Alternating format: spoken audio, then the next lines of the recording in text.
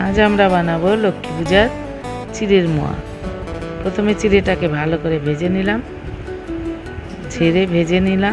প্রথমে ঝেড়ে পরিষ্কার করে নিয়েছি, তারপর সেটাকে তেল ছাড়া এমনি ভেজে নিলাম। এরপর কড়াইয়ে দিয়ে দিলাম গুড়টা এবার নাড়ছি,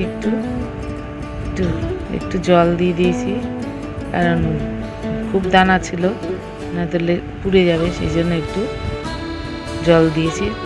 দিয়ে নাড়লাম, নেড়ে তখন হাতে চিটচিট এসে গেল, মানে আঁশ উড়ে গেছে চিড়ের মধ্যে, ভাজা চিড়ের মধ্যে গুড়টা দিয়ে দিলাম, দিয়ে পাক দিলাম, দিয়ে এবার নাড়ুগুলো বানাচ্ছি গোল গোল করে।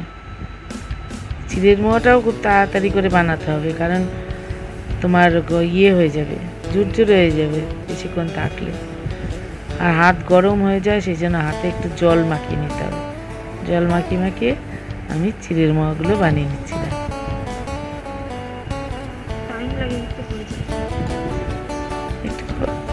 মানে একটু সময় ধরে করতে হয়, শান্ত মনে করতে হয়, বেশি তাড়াহুড়া করতে গেলে গুড়টা পুড়ে যাবে, খেতে ভালো হবে না। কিন্তু হালকাভাবে করে গ্যাসটা একটু মিডিয়াম আছে, গুড়টা জাল দিতে হয়, দিয়ে নাড়ু বানাবো। চিড়ের মোয়া বানাচ্ছি। তোমরা লক্ষ্মী পূজায় কী কী বানাও একটু জানিও, আর ভালো লাগলে সাবস্ক্রাইব করো প্লিজ। হ্যাঁ, লক্ষ্মী পূজায় এই চিড়ের মোয়া, তারপরে নাড়ু, এগুলো না হলে লক্ষ্মী পুজো ভাবটা আসে না, কি বলো? বাড়িতে নাড়ু বানালে সারা বাড়ি পুজো ভাব লাগে, গুড়ের গন্ধ, নুন পাকের গন্ধ ছড়িয়ে যায়, এটাই ভালো লাগে।